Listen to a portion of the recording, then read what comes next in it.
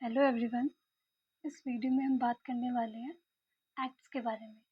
ये जो एक्ट्स वाला टॉपिक है ना, ये बहुत ही ज़्यादा कंफ्यूजिंग होता है।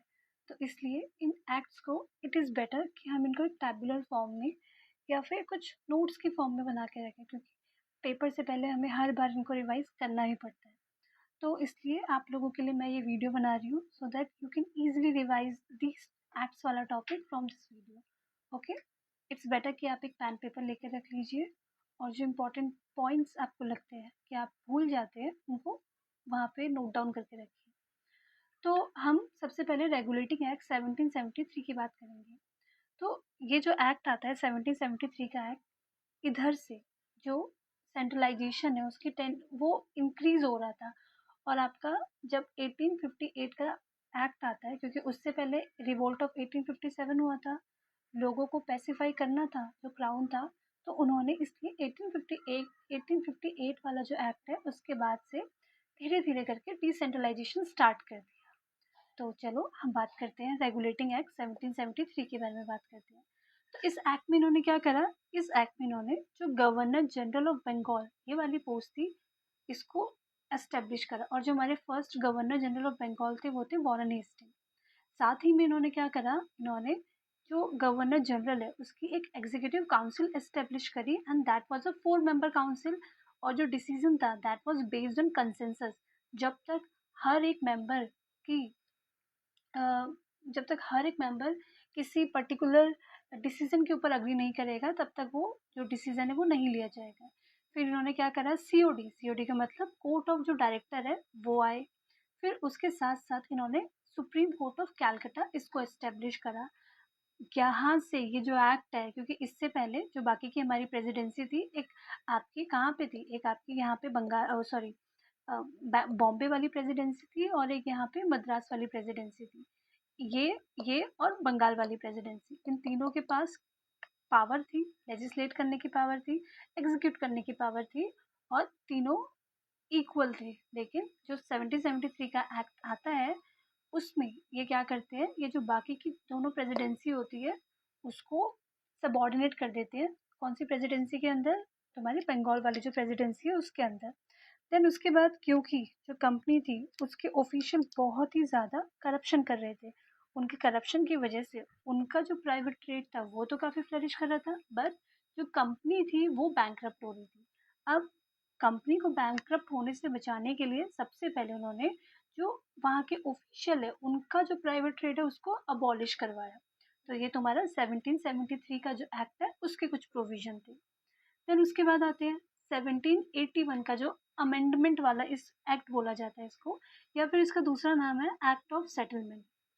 इसमें इन्होंने क्या करा, इसमें क्योंकि पहले वाले एक्ट में इन्होंने सुप्रीम कोर्ट बना दिया था लेकिन इसका जो ज्यूरिसडिक्शन होना चाहिए, कौन इसकी ज्यूरिसडिक्शन के अंदर आएंगे, वो क्लियर नहीं था। इसकी वजह से एम्बिग्यूटी बनी हुई थी और उसी एम्बिग्यूटी को क्लियर करने के लिए ये एक्ट ऑफ सेटलमेंट आता है। अब इसमें ये लोग क्या करते हैं, ये लोग जो गवर्नर जनरल और उसकी काउंसिल है उसको कम्प्लीटली एग्जेम्प्ट कर देते हैं सुप्रीम कोर्ट के ज्यूरिसडिक्शन से, एज वेल एज जो कंपनी के सर्वेंट है ना उनको भी सुप्रीम कोर्ट की ज्यूरिसडिक्शन से एग्जेम्प्ट कर देते हैं। लेकिन ये जो एग्जेम्पशन था वो उनकी ऑफिशियल कैपेसिटी के लिए था, ये नहीं कि वो अपनी पर्सनल कैपेसिटी में कुछ भी काम करेंगे और वो लोग एग्जेम्प्ट थे। देखो, अगर वो ऑफिशियल कैपेसिटी में कोई काम कर रहे हैं तो definitely it is not going to be in the favour of the people of the India, और कहीं ना कहीं वो चीज़ लोगों को हार्म करेगी। तो इसलिए उन्होंने क्या करा, ताकि ऑफिशियल कैपेसिटी में काम करे उसको एग्जाम करने के लिए सुप्रीम कोर्ट के जुरिस्डिक्शन से उन्होंने बाहर ही कर दिया। और फिर दूसरा इन्होंने क्या करा, इन्होंने अब हमारे इंडिया में क्या होता है, जो हमारा अपील कहाँ होती है, एक लोअर कोर्ट से हायर कोर्ट की तरफ होती है। मतलब अगर आपका डिस्ट्रिक्ट कोर्ट है तो डिस्ट्रिक्ट कोर्ट से आपकी हाई कोर्ट के पास जाएगा, और हाई कोर्ट है, हाई कोर्ट की अपील आपके सुप्रीम कोर्ट के पास जाएगी। तो टेक्निकली तो ऐसा ही होता है। लेकिन वहाँ पे क्या था, आपके जो प्रोविजनल कोर्ट्स है उनकी appeal supreme court of Calcutta के पास नहीं जाती थी, वो जाती थी किसके पास, जो गवर्नर जनरल इन काउंसिल है उसके पास जाती थी। फिर आता है पिट्स इंडिया एक्ट ऑफ 1784। इसमें क्या करा इन्होंने, इसमें जो British governor in possession in British government के पोजेशन इन इंडिया बोला गया फर्स्ट टाइम, जितनी भी टेरिटरी थी ना इंडिया में ब्रिटिश जो ईस्ट इंडिया कंपनी ने ऑक्यूपाई करी थी, वो अब British government possession in India बोला गया। इसका मतलब इस एक्ट में इन्होंने ऑफिशियली कहा जाए तो एक्नॉलेज करा कि हाँ भाई, जो ये ईस्ट इंडिया कंपनी है, it is not only a trading company, लेकिन साथ साथ में ये अगर लैंड एक्वायर कर रही है, ये पॉलिटिकल पावर एक्वायर कर रही है। और इन्होंने दूसरा क्या करा, दूसरा इन्होंने ये जो ड्यूअल गवर्नमेंट होती है इसको एस्टेब्लिश करा। अब ड्यूअल गवर्नमेंट कैसे, दो दो बॉडीज एस्टेब्लिश हुई, एक थी COD which is your court of director, और दूसरी थी बीओडी, क्या है ये, बोर्ड ऑफ डायरेक्टर। अब इसमें क्या हुआ, जो सीओडी थी वो आपके कमर्शियल एंगल के लिए थी, कमर्शियल एस्पेक्ट को देखती थी, और जो बीओडी था वो पॉलिटिकल एस्पेक्ट को देखता था। पॉलिटिकल, मिलिट्री, ये सारे एस्पेक्ट बीओडी के पास रखे गए। फिर आपका कौन सा एक्ट आएगा, तो इसका जो पिट्स इंडिया एक्ट है ना, इट इज़ वेरी इंपॉर्टेंट। फिर आता है 1786 का एक्ट ऑफ सेटलमेंट, सॉरी 1786 का एक्ट आता है। अब इसमें क्या बोला गया, इसमें इसमें एक पर्सन जिसकी जिसकी वजह से ये वाला एक्ट आता है, वो पर्सन था कॉर्नवालिस।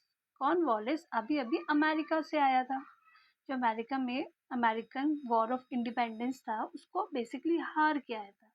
तो उसको इंडिया भेजा गया कि हाँ भाई यहाँ पे गवर्नर जनरल की पोस्ट खाली है, तो यहाँ भेजा गया। अब इसने बोला चले तो मैं जाऊँगा, लेकिन मेरी कुछ डिमांड्स हैं। अब वो डिमांड्स क्या हैं, वो डिमांड्स ये हैं कि सबसे पहले जो अभी तक हमने बात करी थी इस वाले एक्ट में कि कंसेंसस के बेसिस पे काम होता था, लेकिन इसने बोला कि जो गवर्नर जनरल की पावर है उसके पास अपने काउंसिल की जो डिसीजन है उसको ओवरराइड करने की पावर होनी चाहिए, मतलब एक्सट्रीम सर्कमस्टांसेस में। पहली चीज़ ये बोला। अब दूसरा इसने बोला कि जो कमांडर इन चीफ और साथ साथ में जो गवर्नर जनरल है वो दोनों सेम ही होंगे। अगर आप मुझे कमांडर इन चीफ बना दोगे तो मैं चले जाऊंगा वहाँ पे गवर्नर जनरल बनने के लिए। अब बेचारा अमेरिकन वॉर ऑफ इंडिपेंडेंस को तो हार के आया था, तो लड़ने का शौक तो था ना उसको, मिलिट्री इन सब से उनको काफ़ी लगाव था। तो इसने कमांडर इन चीफ वाली जो पोस्ट थी उसके लिए बोला कि मेरे को चाहिए वो वाली। ठीक है, उन्होंने भी जो पार्लियामेंट थी मान ली इसकी बात कि चल भाई रख ले तू। फिर आता है तुम्हारा चार्टर एक्ट 1793। अब यहाँ से ना चार्टर एक्ट शुरू होते हैं। अब देखिए, जो हर एक चार्टर है उसके बीच में 20 साल का गैप, यहाँ से 20 साल, यहाँ से 20 साल, यहाँ से 20 साल, तो 20-20 साल के गैप में ये एक्ट आते हैं।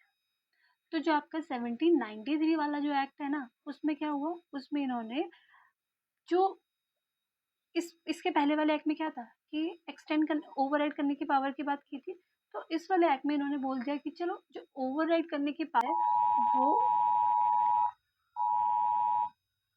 ओवरराइड करने की जो पावर है वो सभी प्रेसिडेंसी को एक्सटेंड कर दी। ठीक है। अब 1793 के एक्ट में कुछ ऐसी चीज़ें होती हैं which you need to remember. अब क्या याद रखनी है कि सबसे पहले जो ट्रेड मोनोपोली थी that was extended for further 20 years. 20 सालों के लिए ट्रेड मोनोपोली को एक्सटेंड कर दिया। ठीक है, कर दिया। अब क्या करें इन्होंने, इन्होंने बोला कि ये जो कमांडर इन चीफ और जो गवर्नमेंट जनरल की सेम पोजीशन है ना, वो अबॉलिश कर दी।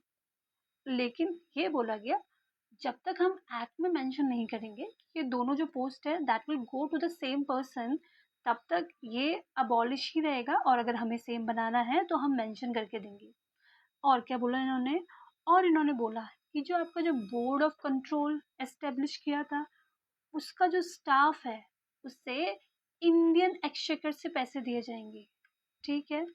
अब और क्या करें इन्होंने, फिर इन्होंने जो बाकी की प्रेसिडेंसी है उसको और सबॉर्डिनेट कर दिया। अब ऑफिशियली बोल दिया कि जो बाकी की प्रेसिडेंसी है वो सबॉर्डिनेट है बंगाल प्रेसिडेंसी के अंदर। फिर आता है आपका 1813 वाला चार्टर एक्ट। अब यहाँ पे कौन है गवर्नर जनरल, यहाँ पे तुम्हारा लॉर्ड हेस्टिंग गवर्नर जनरल है। अब इसके टाइम पे क्या होता है, इसके टाइम पे एक इम्पॉर्टेंट चीज़ होती है कि जो मिशनरीज हैं वो इंडिया आती है वेस्टर्न एजुकेशन को एस्टेब्लिश करने। और दूसरी जो इम्पोर्टेंट चीज़ ये होती है ना, क्या होती है कि ये लोग ना पैसा देते हैं। किस चीज़ के लिए पैसा देते हैं, ये लोग एजुकेशन के लिए पैसा देते हैं। ओके, तो हम बात करेंगे हाँ, यहाँ पे तो ट्रेड मोनोपोली थी कौन से एक्ट में आपके 1793 के। लेकिन 1813 वाला जो एक्ट है वहाँ पे ट्रेड मोनोपोली को पूरी तरह से अबॉलिश कर दिया गया। लेकिन जो ट्रेड मोनोपोली थी वो टी के ट्रेड में और चाइनीज ट्रेड में इनको अभी भी इन्हीं के पास थी। फिर कृष्ण मिशनरीज वाला point I have already told you. Then what they have done क्या था, जो टैक्स कलेक्शन का राइट था अब लोकल गवर्नमेंट को दिया गया। तो इसका मतलब आपका फाइनेंशियली डिसेंट्रलाइजेशन शुरू हो चुका था लोकल लेवल के ऊपर। और साथ ही साथ उनको बोला कि अगर कोई पैसा ना दे, कोई टैक्स टाइम पे ना दे, तो उसको पनिश करने की पावर आपके पास है। देन अब यहाँ पे इन्होंने और एक और चीज़ करी है, एक्सप्लिसिटली दे मेंशन कि क्राउन की सोवरेनिटी है किसके ऊपर, कंपनी की जो टेरिटरी इंडिया में है उसके ऊपर। ओके, देन आपका आता है चार्टर एक्ट 1833 वाला एक्ट। अब ये वाला एक्ट ना बहुत इंपॉर्टेंट है क्योंकि अब यहाँ पे अभी तक यहाँ पर थे गवर्नर जनरल ऑफ बंगाल। अब यहाँ पे आ जाता है गवर्नर जनरल ऑफ इंडिया। तो यहाँ जो last governor general of Bengal होता है वही तुम्हारा first governor general of India बनता है। वो कौन था, वो था विलियम बेंटिक। बेंटिक था। अब बेंटिक के टाइम पे क्या होता है, इस टाइम पे जितनी भी लेजिस्लेटिव पावर थी इंडिया में वो exclusively governor general of India के पास दी गई। मतलब इसके अलावा कोई और कानून बना ही नहीं सकता था। और बाकी की जो दो प्रेसिडेंसी थी वो कोई लेजिस्लेटिव पावर उनके पास नहीं थी, उनके पास सिर्फ और सिर्फ एग्जीक्यूटिव पावर थी। वो सिर्फ जो बना हुआ कानून है उसको एग्जीक्यूट करना उनका रोल था। जैसे अभी प्रेजेंटली कौन करता है, अभी प्रेजेंटली जो गवर्नमेंट के पास रोल होता है ना, गवर्नमेंट इज द एग्जीक्यूटिव, तो वही एग्जीक्यूटिव बाकी की दो प्रेसिडेंसी को बना दिया गया। इसने स्लेवरी को अबॉलिश करी थी। इनसे एक जो पर्सन हमारे रिफॉर्मर है उनको याद रखिएगा, वो है राजा राम मोहन रॉय। स्लेवरी को अबॉलिश किया गया, ट्रेड की मोनोपोली को पूरा ही बंद कर दिया गया। यहाँ पे टी और आपकी चाइनीज ट्रेड में मोनोपोली थी लेकिन अब पूरी तरह से बंद कर दिया गया। देन और क्या करा गया, और इन्होंने जो EIC ईस्ट इंडिया कंपनी है उसको एक कमर्शियल बॉडी के तौर पे पूरी तरह से उनको एंड कर दिया कि अब कोई कमर्शियल बॉडी नहीं हो तुम, अब तुम यहाँ के पॉलिटिकल फंक्शंस को देखोगे, हमारी हेल्प करोगे, इस तरह से चीज़ें थी। फिर उसके बाद जो सिविल सर्विस, जो सिविल, अब इन्होंने ना एक बहुत ही अच्छा आइडिया लेकर आए थे कि जो सिविल सर्विस है ना उसका ओपन एग्जामिनेशन करो, जो इंडिया के लिए इंडियंस के लिए नहीं होता था। तो इन्होंने बोला कि इंडियंस को भी इंक्लूड करो सिविल सर्विस के ओपन एग्जामिनेशन के लिए। ठीक है, बट ऑल दो इट वाज नॉट मटीरियलाइज। फिर क्या हुआ, और यहाँ पे आपका जो मैकॉले था वो पहला लॉ मेंबर बना था गवर्नर जनरल ऑफ इंडिया के एग्जीक्यूटिव काउंसिल का। ठीक है, लेकिन ये वही है ना, इनके पास कोई पावर तो थी ही नहीं, बट भाई डिस्कशन तो कर ही सकते थे। ओके, उसके बाद IPC आता है, CRPC आता है। ठीक है, अब चार्टर एक्ट ऑफ 1853, अच्छा उससे पहले जो 1833 वाला जो एक्ट था ना, यहाँ पे आपकी आगरा एक नई प्रेसिडेंसी बन गई थी। ठीक है, 1853 में जो गवर्नर जनरल ऑफ इंडिया थे उसके पास अभी तक बहुत ही सारा काम था। देखो अभी वो बंगाल का भी गवर्नर जनरल है, इंडिया का तो गवर्नर जनरल वो है ही, फिर उसके पास लेजिस्लेटिव पावर भी है, उसके पास एग्जीक्यूटिव पावर भी है। लेकिन अब 1853 का जो एक्ट आया उसने बोला कि चलो हम तुम्हारी कुछ मदद कर देते हैं, मदद इन द सेंस कि तुम्हारा जो इतना ज़्यादा बर्डन है ना तुम्हें कुछ रिलीफ दे देते हैं। तो उन्होंने क्या करा, उन्होंने दो सेपरेट ऑफिस बनाए, एक गवर्नर जनरल ऑफ इंडिया का और एक गवर्नर जनरल ऑफ बंगाल का। साथ ही साथ इन्होंने एक एग्जीक्यूटिव काउंसिल बनाई और एक लेजिस्लेटिव काउंसिल बनाई गवर्नर जनरल की। जैसे अभी के टाइम पे क्या होता है, पार्लियामेंट अलग है ना, वो लेजिस्लेटिव का काम है उनका, लेजिस्लेचर का काम है उनका, और जो तुम्हारा अ, सरकार है वो एग्जीक्यूटिव है। एक मिनी पार्लियामेंट सिस्टम शुरू हो गया 1853 के एक्ट में। फिर उसके बाद इससे पहले जो सिर्फ एक आइडिया उन्होंने बोला था कि चलिए सिविल सर्विस को हम ओपन एग्जामिनेशन कर देते हैं, तो वो तो उस समय माना नहीं गया। लेकिन इस समय जो सिविल सर्विसेज थी उन्हें ओपन, उसमें ओपन एग्जामिनेशन शुरू हो गए थे और इंडियंस को भी उसमें अलाउ कर देता, and that too on the coveted post, मतलब जो इम्पोर्टेंट पोस्ट थी वो भी ओपन कर दी गई थी इंडियंस के लिए। देन इन्होंने जो कंपनी का रूल था उसे एक्सटेंड करा। अभी तक बोला गया ना कि चलो हम 20 सालों के लिए एक्सटेंड कर देते हैं, जैसे यहाँ पे लिखा था, लेकिन अब इन्होंने कंपनी का जो रूल है वो एक्सटेंड तो ज़रूर हुआ था, बट कोई फिक्स टाइमलाइन नहीं थी। इसका मतलब क्लियरली उनको ये इंडिकेट किया जा रहा था कि देखो, कभी भी तुम इस अपनी जो पोस्ट है उससे हाथ धो सकते हो। इससे पहले लॉ मेंबर एस्टेब्लिश हो गए थे। अब लॉ मेंबर तो थे, साथ साथ में उनको पावर भी दे दी गई थी। अब इंडियन जो इंडियन थे ना, उनका भी रिप्रेजेंटेशन, लोकल रिप्रेजेंटेशन शुरू हो गया था लेजिस्लेशन में। लेकिन ये जो रिप्रेजेंटेशन का मतलब ये नहीं कि उनके पास रियल पावर आ चुकी थी, नहीं। जो इंडियंस का लोकल रिप्रेजेंटेशन था वो सेंट्रल लेजिस्लेटिव काउंसिल में हुआ था, फर्स्ट टाइम हुआ था। पर वो कुछ वो भी इनडायरेक्टली तरीके से चुने हुए थे कि जो जो 6 जो 6 आपके वो है प्रोविंसेस हैं, वहाँ से इनडायरेक्टली ये लोग इलेक्ट करके आएंगे। फिर इसके बाद क्या होता है, ये आपका 1853 होता है। We all know about the revolt of 1857। 1857 के बाद इनको लगा कि भाई ऐसे तो चीज़ें नहीं कवर, ऐसे तो चीज़ें नहीं चलेंगी। तो इन्होंने क्या करा, इन्होंने फिर उसके बाद जब 1857 वाला रिवोल्ट ये लोग हैंडल कर लेते हैं, देन व्हाट हैपेंड, 1858 में एक एक्ट आता है जिसको बोला जाता है act of good governance. All दो गुड करना तो इनके हाथ में कुछ था नहीं, नहीं करते हैं लोग कुछ भी गुड वुड, लेकिन नाम तो दे दिया था गुड गवर्नेंस का। और फिर उसके बाद आपका 1858 का जो एक्ट आता है, हम उससे शुरू करेंगे और देखेंगे कि 1858 से हम कैसे 1947 तक पहुंचते हैं और क्या क्या इसमें चेंजेस होते हैं। तो आई नो ये थोड़ा 16 मिनट की वीडियो हो चुकी है, बट ये टॉपिक ना बहुत कंफ्यूजिंग होता है। तो इस टॉपिक को एक बार अगर 15 मिनट लगा के आप लोग ध्यान से देख लेंगे तो आप लोगों का जो कन्फ्यूजन है वो थोड़ी क्लियर हो जाएगी।